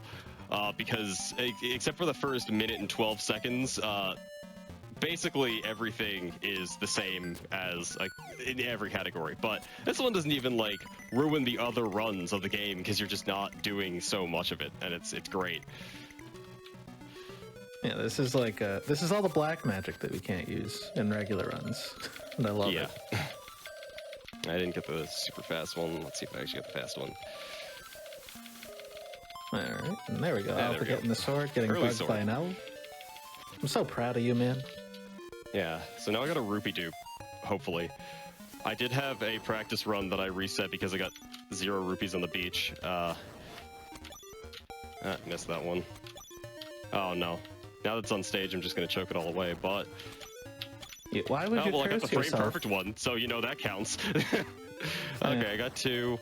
Let's see if I'm lucky. So of course, Hey, there we go, 10 rupee beach. like most speedruns of Link's Awakening DX, he wants to have 10 rupees before he goes to the shops. That way you can do stuff with bombs Yeah. and stealing. But first, because I'm not keen about, you know, paying for things, I'm just gonna steal things. There's no consequences to anything. I My can't main wait goal to see for how this is to hope goes. not to die more than twice, because, well, this guy kills me once. Well, And, you aren't doing the stealing the cool way. yeah, well, You're gonna moonwalk to your death. It's fine. yeah, he shoots me in the back, which is illegal in some states, so, you know, in addition to being shot. And, hey, I stole the bow. We're doing good. Excellent. Now we get to play everyone's favorite minigame, the trendy game. There's a setup for this, so don't worry if you think this is impossible, because it's not. Also, after you pay him, if you press the B button on a bunch of NPCs, it just ends their dialogue like way earlier for whatever reason. It saves a lot of time. And now Alpha's gonna go for quick powder and totally get it. I thought about it. Disappointed. Yeah, so there's a way you can save maybe like half a second there, but not getting powder is way worse, and I don't want to do that. I normally would go for that, but that's like one of the things that it's just that's not worth it. So now Alpha wants to go into Madame Meow Meow's house to remember to set his save and quit position. Oh, I did that weird. I should have done that. Oh no, I didn't get the buffer. So there's a trick coming up at bomb triggers. If I paused better there, this is one thing that I really wish I had a better runner for, because bomb triggers can be mash heavy. You can buffer everything in this game, which is phenomenal. So like any trick that's too hard or too imprecise, you can just press the menu button and it works. But bomb triggers are one of those things that basically you're playing two animations at kind of the same time. The game doesn't know what to do. I have to kill this moblin if the trigger doesn't work. Didn't want to go that far. I'm just going to drop bomb, buffer, go through the transition, and then Mario is no longer a raccoon. I did 1 damage to him. This is post Mario Bros. 3, so that's what's happening. Yeah, so you got Mario. There's Luigi in this game. You don't meet him. It's too slow to go find Luigi. There's Wart, but that's also we don't see him in this category. Couple other Mario characters. I guess you can say Princess if you count Marin. Don't know if you do. And key blocks are cool. You can clip into walls and do all sorts of things, like open things from the side. I'm opening a menu here to skip dungeon enter text. You kind of only do that if you need to menu, because otherwise it's slower. But, or at least that's what someone told me. If they trained me wrong, blame them. I did nothing. I take no responsibility for this man's actions. Oh, you know, that you were just there to remind me for not be wrong. to not accidentally forget to go to a warp after D2. But you probably shouldn't forget to do that. Yeah, I sure did earlier today. Look, just there's a lot of routes nerves. for this game. They change things.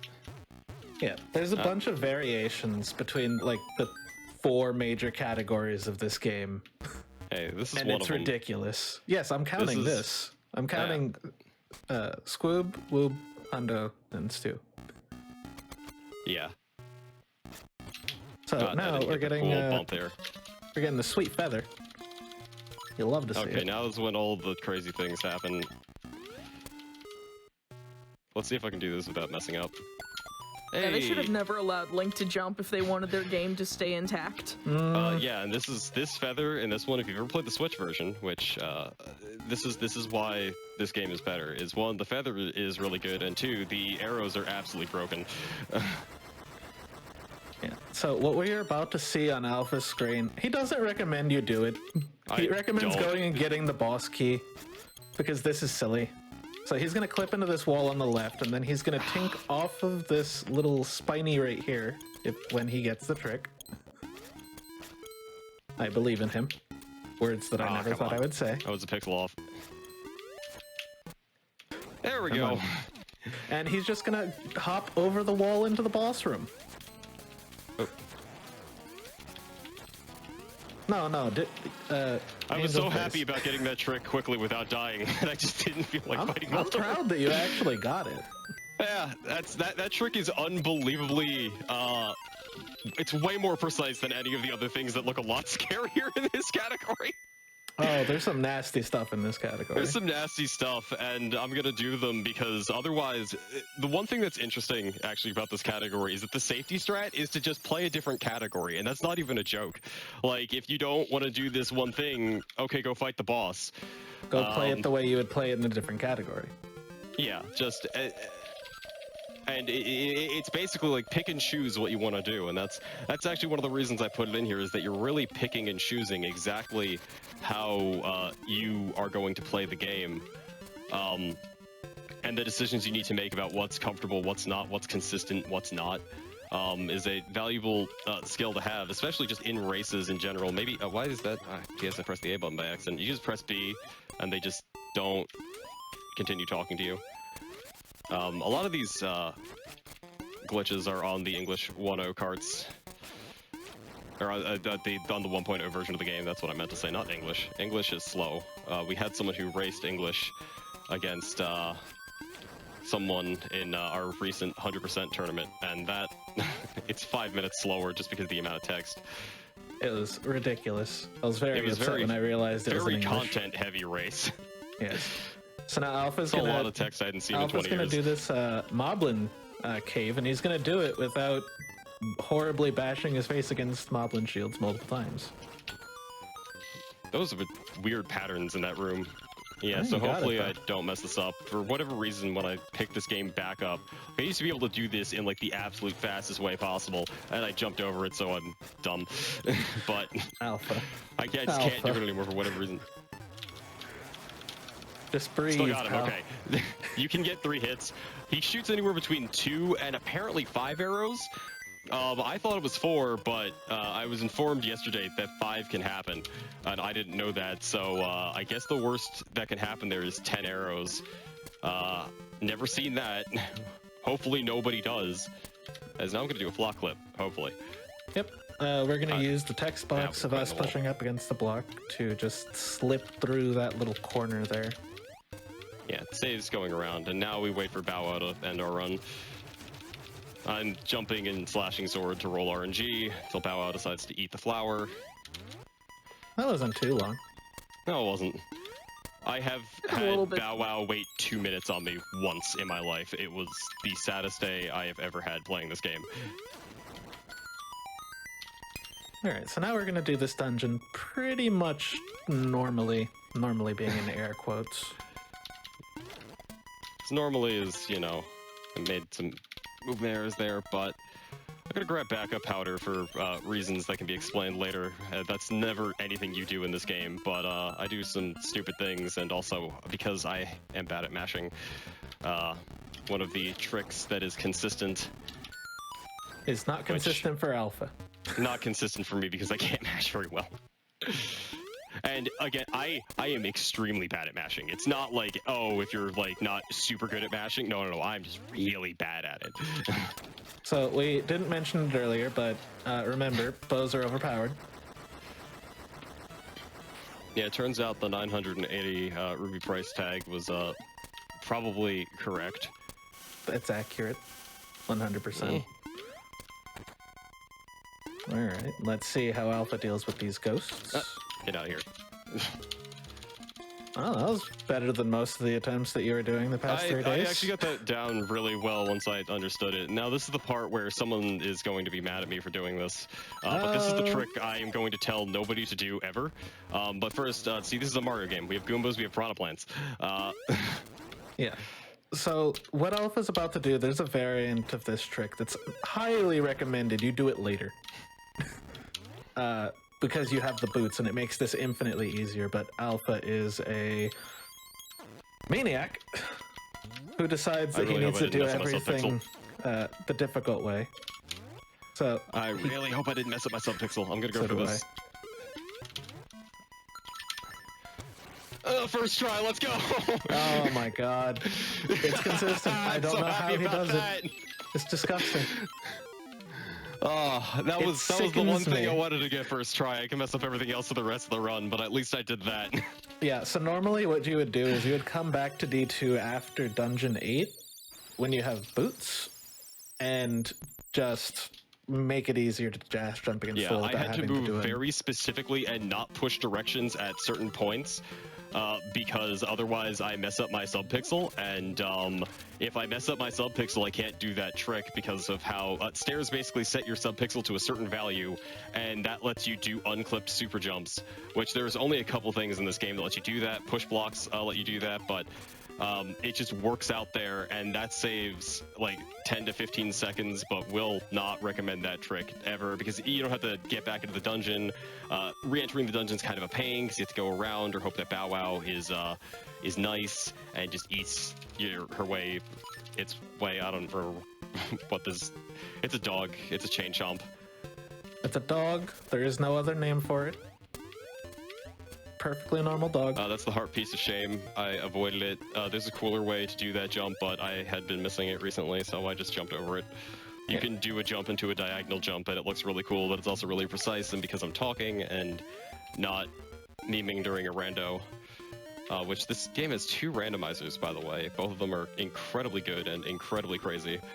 We actually have, I think, one of the randomizer developers, Dade, in chat, is talking a bit earlier. Yeah, Dade is really cool. His rando is great. And this game is so broken, you get into very cool, I like the entrance randomizer because it's like, how do you do like no item D7? And the answer is you can check all but one chest.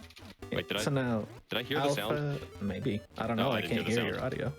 Alpha's going to be pause buffering until he falls into this pit, which means that he's going to be pushed down into the menu, which is a standing tile, and you can just walk down and fall down to the nearest walking tile. And Shazam! We don't need to go to Canalit Castle. Yeah, which is a shame. I made sure to put that. It's the best. It's prime real estate. Like, where else in Conla Island do you have like easy access? Like, you're in between both the major villages. There's Villa Escape. You just kind of transition half clipped into a piece of grass, and it just zips you down. But like, it's in the middle of the island. It's a castle. It's got a moat and a monkey. Like, everything about it is good. Except that it's a giant waste of time. Sorry, pal. That was weird. Okay, so yeah, keyholes. You actually have to do that movement in that manner. So remember, Alpha, charge your sword down, please. Oh, no, I'm turning sideways. I expect good kills. Well, that works. That's fine. Yeah, I'll take that this time. Yeah. Slashed a little early there. This is a fun dungeon. I really like Dungeon 3. Yeah, so if you've ever seen any speedruns of Link's Awakening or Link's Awakening DX, you know that we pretty much break this dungeon over our knees. This category is no exception, except that we do it harder. Much harder. Yeah, and the fun thing is that, like, this trick that I'm gonna do to skip a decent chunk of the dungeon, not that one. That one's free. This thing that I'm going to do to skip most of the dungeon is only really faster if you just get it really quickly.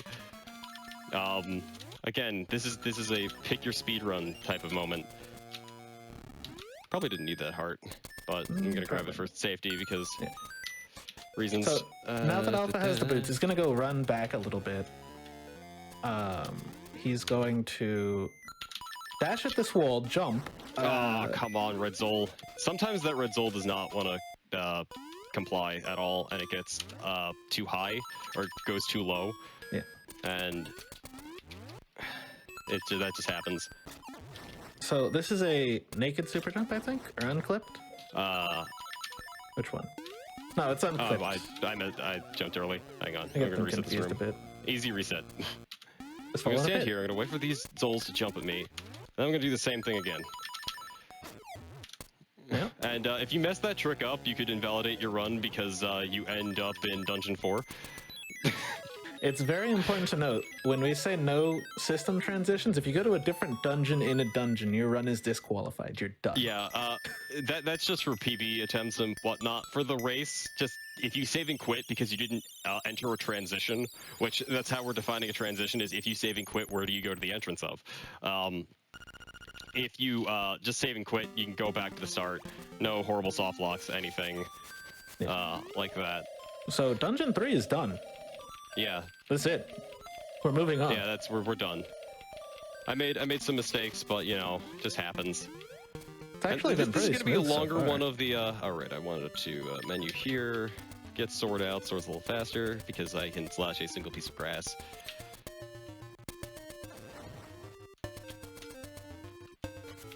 Yeah, the way the dungeons are laid out in this game, stuff is next to each other a lot. So you can be next to the instrument room and not even realize it. Matt, remind me to save up here because of safety. Oh, yeah. Yeah, it probably won't happen, but, oh no, I'm taking damage. That's what you think. Probably won't happen, but I'm just gonna do this for safety here. Yeah, you should probably save, pal. Yeah, this is unnecessary, but it's safe. This is walrus skip. You can soft lock on it if you do it the way that I do it, which is slower, but it's safer. I should have bootsed over to that wall. Just if you pause buffer, drop a bomb, and now I hold left, and the walrus will be gone because I'm playing a beautiful music with my bomb hands. It's very important that he's holding left this entire time. If I hold right, I soft lock, because the way this cutscene works is it checks if all other NPCs are off the screen or like not there to regain, to give Link control again. And Bow Wow is a thing. So if we didn't have Bow Wow, we wouldn't have to do that. But I currently can only move. I have no other buttons, so I need to either enter a cave or just run into something that will immediately just end everything. And that will give me my buttons back. And we do that because I don't want to talk to the owl. The owl is really long, and then he says hoot hoot. And that's slow, so I'm going to go up here now. Yep. We're going to go make an offering to the desert shrine. We're going to mess up skipping a text box, probably. I think you're going to see something. No, we're not. No, Oh, thank goodness. I know exactly how much time I have there. You're not going to see anything. So we got a fish on a stick. A fish stick, if you will. I should menu to feather here. Yeah. And so now we're going to be heading over to D4, I think. Yeah, I'm going D4. Yeah. It's nice. It's wet. It's comfy. It has the next most broken item in the game. That means we don't have to play a lot of it. So, of course, we opened up this warp after finishing Dungeon 2, which allows us to just run back here and open up D4, which is the English tunnel.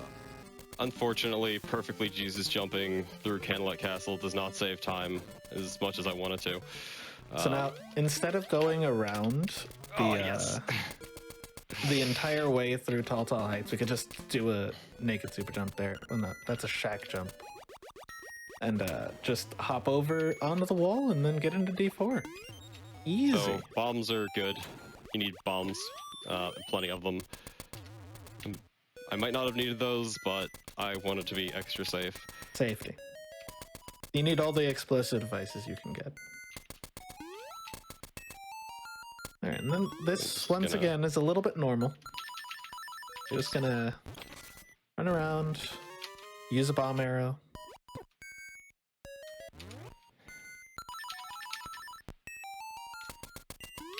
Do a little bit of jumping. This is the closest that we get to a normal dungeon, I feel. Until later. No, it's not. Until later. I'd say Dungeon 1 is the closest we get to a normal dungeon. Come on, I paused way too early, and I was really scared because I didn't know if that was 6 or 5, and if it was 5, then if I had select buffer to skip 4 frames... Oops. Oh, come on, Helmosaur. Oh, I didn't bump you. That was... Well then, that went well. You got some graze points off of that one.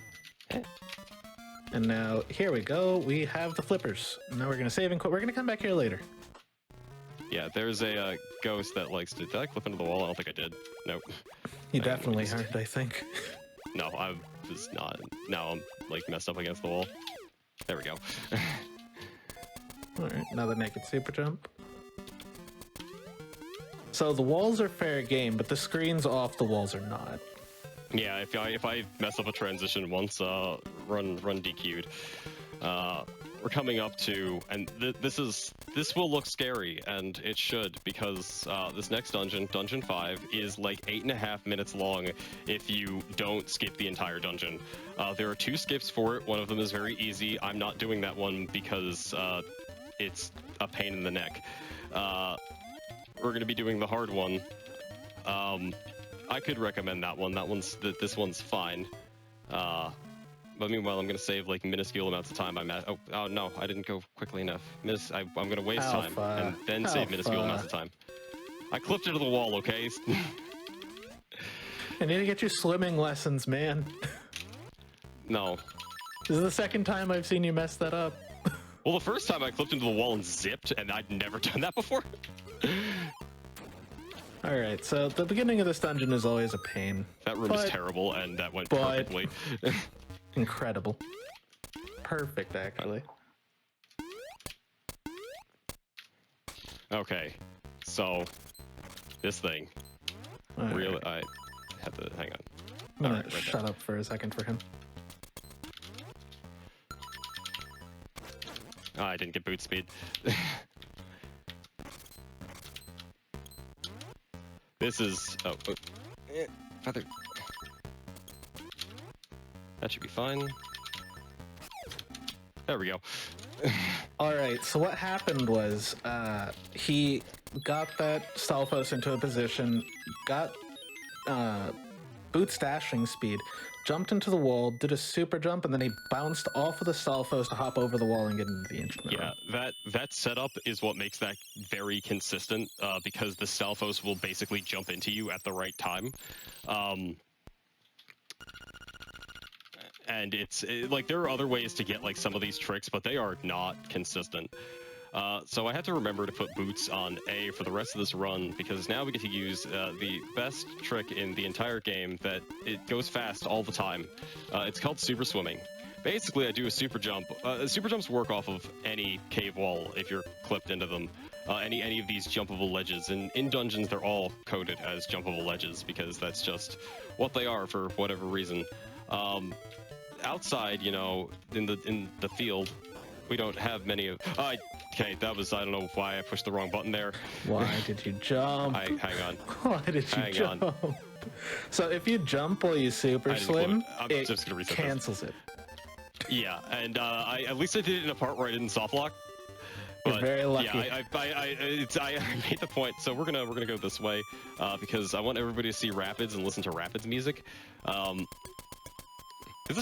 Who gets to see Rapids like ever? Right, I can just walk into there. So here's Dungeon 6. This is where you reset your run because you get 34 horse heads. Shout out to Cravone. Mm-hmm. That's 2. This is a 25% chance to work. How you manipulate it is You press you A feel really good about fast. yourself. Like if you feel good about yourself, they know, and they don't decide to flip over. They're very mean. I'm gonna grab those hearts. And then down here to grab some arrows. We do need a minimum of 16 arrows to complete the run. But if you thought those horse heads were good, moving on to second horse heads. Oh, baby. All right. And we put them over here in this like little corner because it makes it really easy just to mash the button. Then second try, not bad. All right. Isn't that third? That was second for there. All right. So now again, we're going to be grab those doing extra bombs. We a. need those. Here's Facade, a boss that was never quite programmed correctly in any Zelda release except for the US versions of Seasons, where his hitbox, they didn't fix his hitbox, but they fixed the fact that he starts doing things a tile sooner, so you can't quick kill him. But that is, and that's a perfect Facade fight. Hooray! Good job, Alpha. This is going well. Yeah.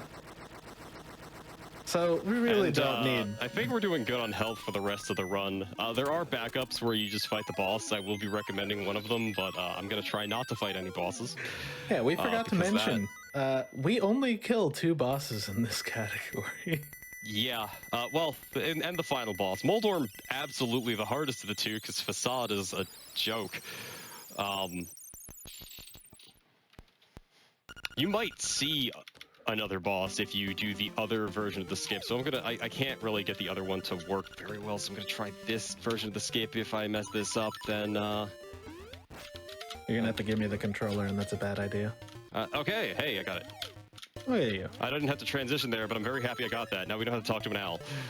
I use the Hooray. text box. It's a backup. You can do basically similar to the thing I did in D2 by once you exit the dungeon, your subpixel value is correct.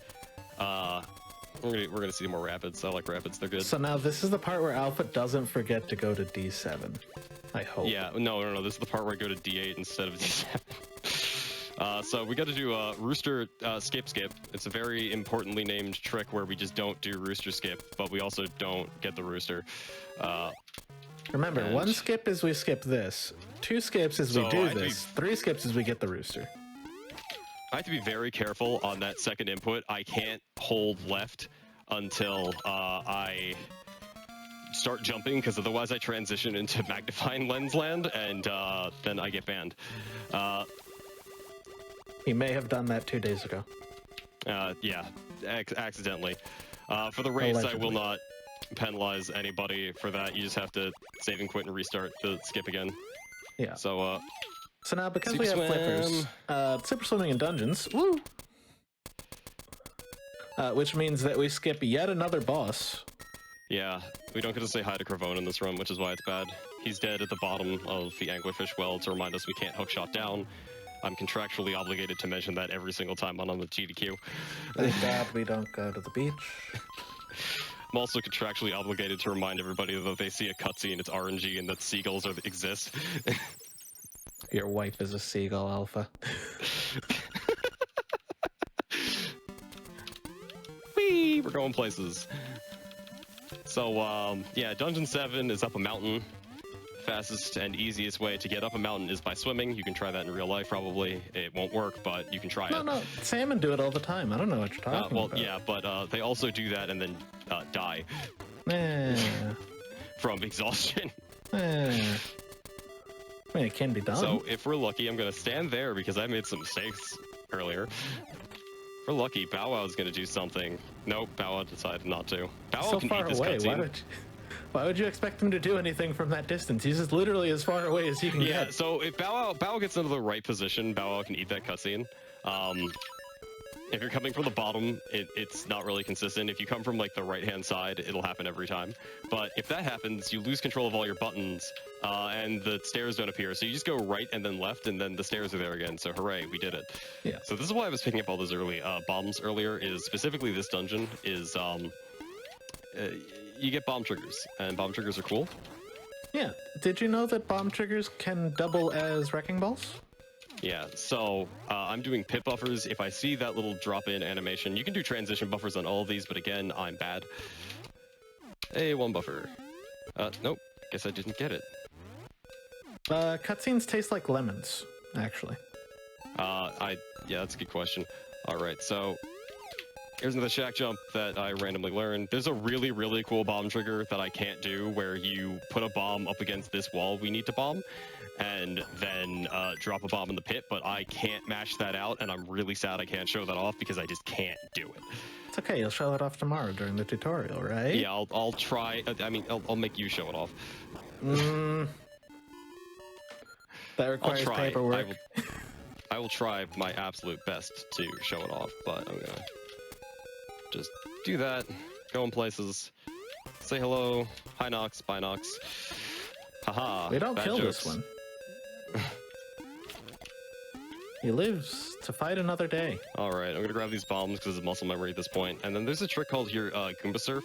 In this category, it's only faster by like a second or two if you are absolutely perfect and you get it first try on a 25% chance. So we're not doing that. Oh, I got up there and I didn't think I did. I got like a really low pixel. Yeah. But yeah, so instead we do that. And just because we are low on health, this is something that people can learn. Goombas drop hearts. If you stomp on them, if you slash them, they don't. Yeah. So, oh, I feel like I'm really far to the... So that's another super okay, jump. that was weird. Off the I spiny. transitioned weirdly. I'll do a back of a D8. I'll get extra hearts there. This is a weird... Yeah, this is one of the harder tricks in the Okay. game. So we clink off that to get up here. And then we're gonna just I'm gonna knock try and boost, ourselves. because sometimes you get into a weird position with this. I'll grab more hearts while I'm here. Because you don't... Just in case you weren't aware. Also, doing that and holding down, if you can't Goomba Surf, but you can't do this trick, you can just do that to fight the boss. I'm going to recommend that, because extra heart for the final boss is nice. Okay, now I'm in a good spot. Yeah. See, it's like, yeah, sometimes it's just, maybe I'm hitting something weird. Okay. I had to push enter there, and that was actually, like, pretty good, because I had to make that menu anyway, and, yeah. Sometimes it's supposed to be a jump and then to a second jump where I'm holding up left, but for whatever reason, sometimes it just didn't want to work, and maybe I'm positioning something wrong, I don't know. Maybe. So that's Dungeon But- 7 done. And I would Yeah. also like to point out something in chat. It's kind of ironic because I would say the cream soda is kind of amber colored. It depends on, I guess, where you buy cream soda from. Or, like, what brand it is. So, hey, we're right here. What do Yeah. you think we're gonna do? We're gonna go do rapids. Nope, we're super Yeah, swimming. yeah, oh yeah. So I should mention, if I ever transition down while super swimming, I crash the game. So don't do that. Also, if you go too high, you'll wrap around the world. Don't do that. That's disqualified, and the only category that's allowed in is glitch tunic percent, where you kill 100 enemies without transitioning, and it sets weird properties to your tunic. But basically, we go all the way over here. We get to listen to good music. I can't jump out of the or it cancels my super swim, so I really need Bow Wow to help me out here. No. Yes, Alpha does play on keyboard.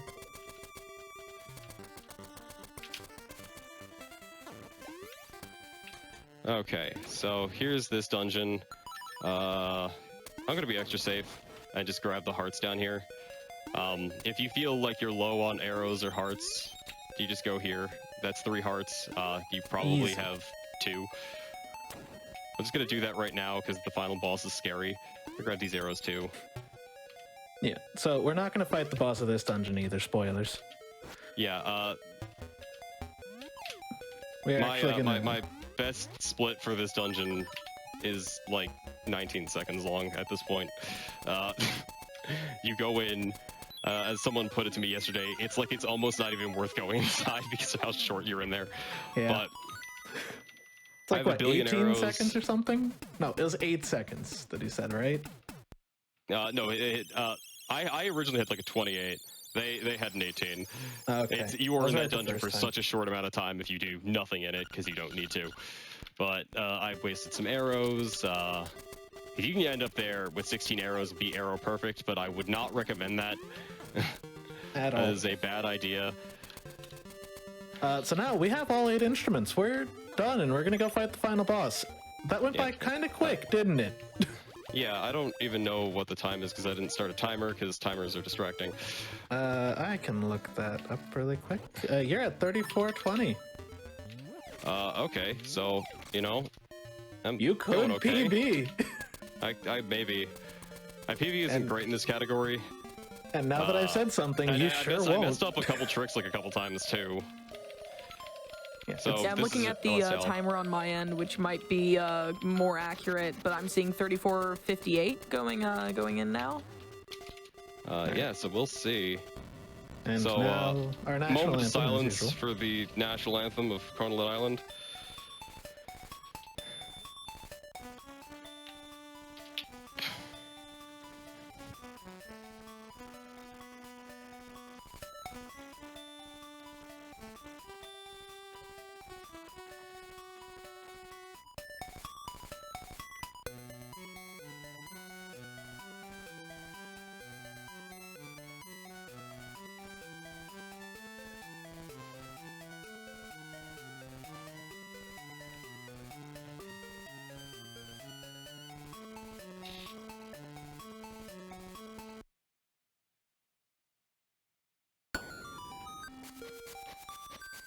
Okay, so final boss time. I'm gonna make a safety save just in case, because again I have 5 hearts, and I want to be able to finish this run.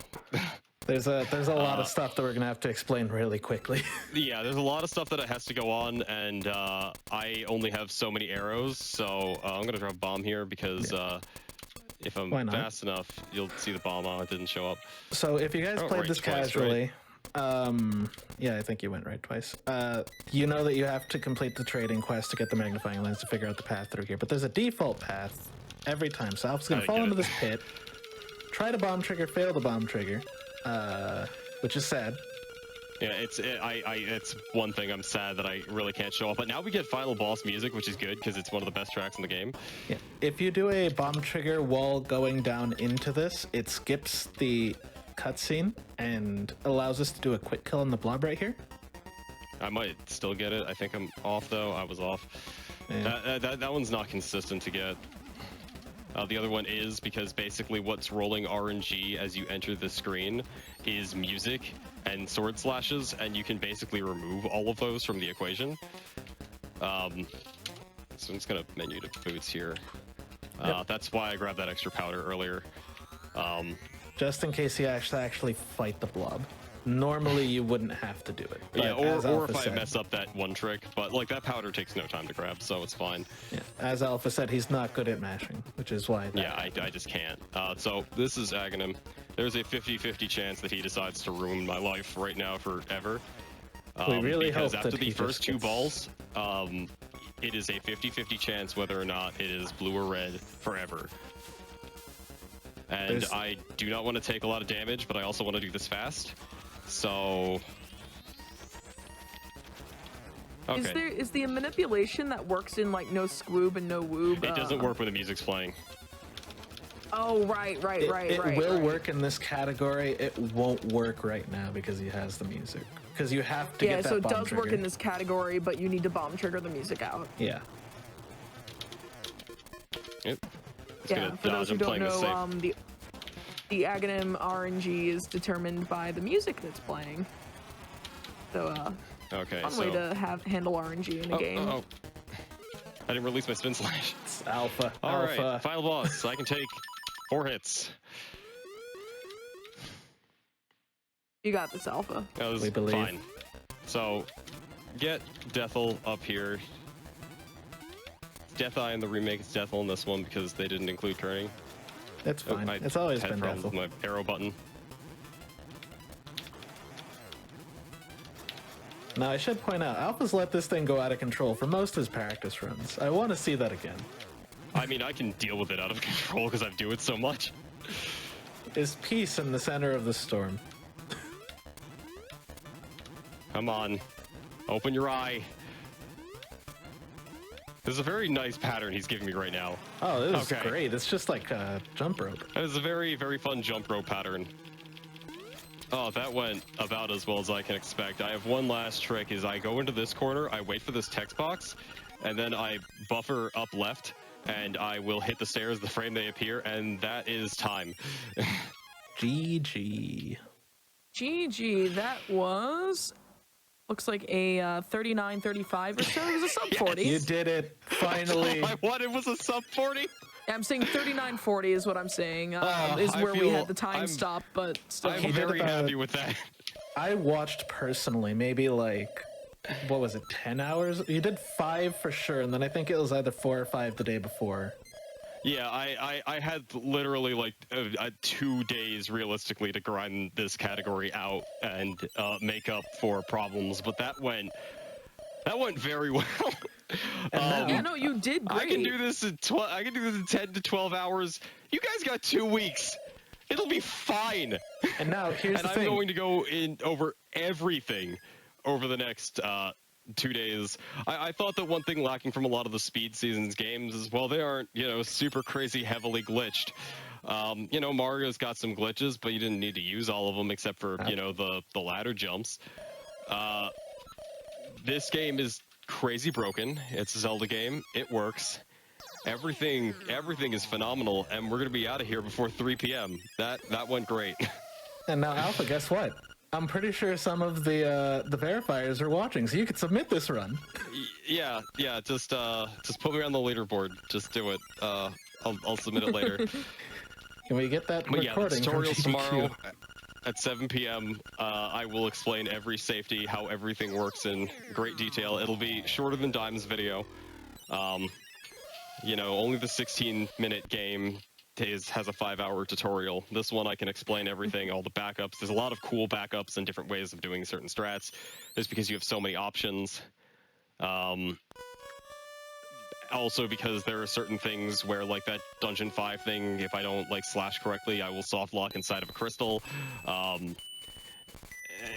There's just a lot of ways it can go wrong, but it's much easier and less scary. I did it, so you can too. It'll be fine. It's a very high risk, high reward category. Yeah, and I feel pretty happy with that. So I think that's all from me for right now. You can actually I sleep. mean, you went into Alpha. this saying I'm gonna be a meme, and like you got a sub 40, you PV'd. You should be proud. I feel good. I'm very happy with that. I didn't show. I choked a little bit, but not so hard. My sum of best is like a 35 now, probably. So the world record for this category is a 32. It is not extremely optimized because people play this category for a little bit and then drop the game, or well, drop this category. They want to do the other categories because it's like, but I want to go fight, Slime Eye. I want to go do the boss fights that we just skip over. Because Yeah, you can. There's this one boss fight that's too slow to do, but you can still say hi to him anyway because it's faster to say hi to him. Fighting Genie is slow, and also the backup strat for that is incredibly easy and consistent. But yeah, I'll have a great tutorial for you tomorrow. It's gonna be fun. I really love this game. And yeah, different genre again. There's probably a theme with that. Like, I'm certainly excited to see the race for this in 2 weeks because this is easily my favorite 2D Zelda. Yeah, I love Link's Awakening. I'm wondering if someone you know is going to join and just casually world record this category in that race. Gosh, that would be who knows? surprising. I know that they're currently racing in the winter semifinals of a Sonic 3D Blast tournament right now, so... Okay, if so they've gotten maybe that not. far, I can imagine how they're doing in a... like how they'll do in 2 weeks with this category. Yeah, if this they is- decide to pick it up. It's a lot going on, but yeah. I hope everyone had fun with that. I had fun with the Doom race, and yeah, I'll see everyone tomorrow. Do we have anything else we have to announce? Matt, thank you for yeah. joining me for moral support, because I needed it. Yeah, and Matt will also be joining Alpha tomorrow night at 7 p.m. Eastern for the Community Spotlight hosted by our very own Railcoon, who's been doing a wonderful job on tech today. So very much appreciated to have Matt on board to help Alpha out as well.